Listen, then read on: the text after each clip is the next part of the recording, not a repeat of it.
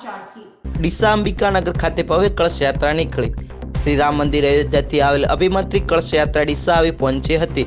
22 જાન્યુઆરીના શ્રી રામ જન્મભૂમિ અયોધ્યાથી રામ મંદિરની પ્રાણ પ્રતિષ્ઠાના આમંત્રણ રૂપી અક્ષત કળશ પૂજન યાત્રા અયોધ્યાથી શ્રી રામ મંદિરથી ડીસા આવેલ અક્ષત કળશ યાત્રાનું ભવ્ય વાદ્ય ગાતે સ્વાગત કરવામાં આવ્યું હતું અને આ યાત્રાની ડીસા શહેર રામજી મંદિર ખાતે આવી પહોંચી હતી। આ અક્ષત કળશ યાત્રા ડીસા રામજી મંદિરથી અક્ષત કળશની શોભાયાત્રા અંબિકાનગર ખાતે આવી પહોંચતા આ અક્ષત કળશ યાત્રાનું અંબિકાનગરની તમામ ધર્મપ્રેમી જનતાએ ખૂબ જ ઉત્સાહભેર સ્વાગત કર્યું હતું અને અંબિકાનગરના ગરબા ચોક ખાતે ભગવાન શ્રી રામની આ અક્ષત કળશ યાત્રાની મહાઆરતી ઉતારી આ શોભાયાત્રામાં 18 સમાજના પરિવારોના લોકો જોડાયા હતા।